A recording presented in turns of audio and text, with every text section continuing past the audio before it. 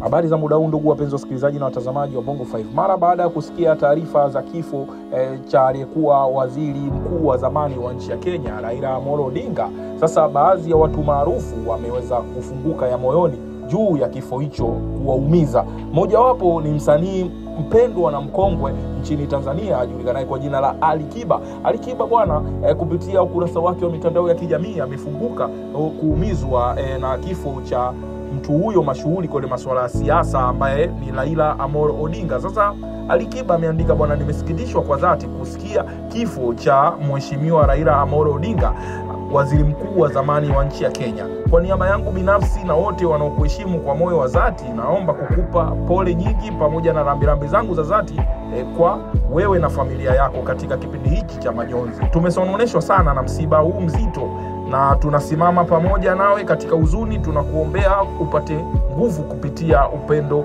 wa wale wanaokuzunguka na faraja katika kumbukumbu njema na urithi wa marehemu.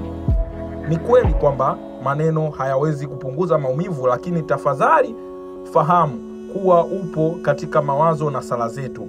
Tunaamini katika nguvu hizo zitakuongoza katika kipindi hiki kigumu. Amani iwe juu yako na familia yako, kwa rambirambi za dhati. Hivyo alimalizia star wa muziki wa kizazi kipya nchini Tanzania Ali Kiba, akitoa salamu zake za rambirambi kwenda kwa aliyekuwa waziri mkuu wa nchi ya Kenya Raila Amolo Odinga, ambaye amefariki leo asubuhi siku ya tarehe 15 Oktoba, ambayo kifo hicho kilithibitishwa na msemaji wa hospitali moja ambayo inapatikana nchini India, na sababu ya kifo hicho ikisemekana kwamba mshtuko wa moyo ndio ulipelekea kifo cha mheshimiwa huyu ambaye amefariki siku ya leo. Sasa mmoja wa wasanii wa muziki wa kizazi kipya kutoka nchini Tanzania, Juma Jux, naye ameonyeshwa kusikitishwa na kifo cha aliyekuwa waziri mkuu wa nchi ya Kenya aitwaye kwa jina la Raila Amolo Odinga. Sasa